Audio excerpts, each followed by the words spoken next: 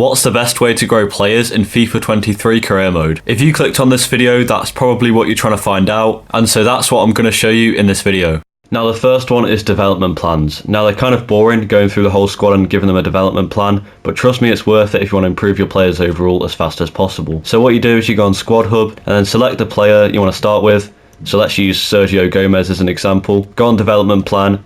So there's 5 options for development plans. Unless your player is a goalkeeper, then there's only 3 options. So by default it's set to balanced, but there is 4 other options, so select the one that has the fastest growth. And by the way, balanced is usually the slowest one. So you can see at the top of the screen with each plan how long it's going to take them to go up a rating. Also, every so often you're going to want to change the plans to ensure your player gets the fastest growth, because after a while the stats that are targeted by your specific development plan will start to max out, and so they won't go up that much. So for balance it's 23 weeks until we reach a 75 overall. To wide back it's only 16 weeks. This is also affected by form. If a player's in better form, then they'll grow faster. If they're in bad form, they'll grow slower. Doing this for your entire squad is kind of boring. You can do it if you want, but I'd recommend mainly doing it for the younger players. That's where it's going to make the most difference. So the next important thing is game time. Now that's kind of inconvenient because you have to play these low rated players in your squad, which means you might play a bit worse. However, it's worth it if you want to grow these players. So you don't have to play them a lot, just play them in cup games or easy games, or sub them on when you're already winning. Just play them occasionally, maybe every 3 or 4 games. That means that if they play well, they'll have a form that is good or excellent, and therefore their development plan will go faster. If you don't play them, their form can only be okay at best, which means they won't increase as much.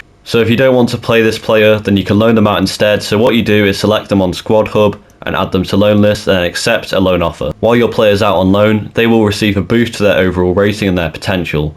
However, their potential could go down, but their overall will always go up. Now for whatever reason, if you go on Squad Hub, you can't actually see how their player's doing on loan, but when they come back, you'll be able to see if their potential's gone up or down. Now you probably want to keep your career mode legit, but if you do want to do a glitch to increase a player's potential, then you can actually do a loan glitch where you keep loaning out a player and eventually you can get their potential all the way up to 99. I'll put that in the cards and in the end screen at the end of the video. But if you want to keep it legit, you can just loan them out normally without any glitches, and their potential and overall should increase. So the next one is training drills. So try incorporating some of your weaker, high potential but low rated players into your training drills, because that increases their sharpness and therefore they'll play better in games if you give them game time. That means that their form will be better and therefore their development plan will go faster. If you're at the start of your career mode, then make sure you play these drills the first time you do them. After that you can sim them, but the reason you play them the first time is that so you can get a decent grade, and then after that it sims at the highest grade achieved. And the higher the grade, the more sharpness that your player will get out of these drills, therefore they'll play better if they do better in the drills. Anyway, thanks for watching this video. If you did enjoy, then please make sure to subscribe. And if you want to find out how to glitch players to 99 potential, then click the end screen here.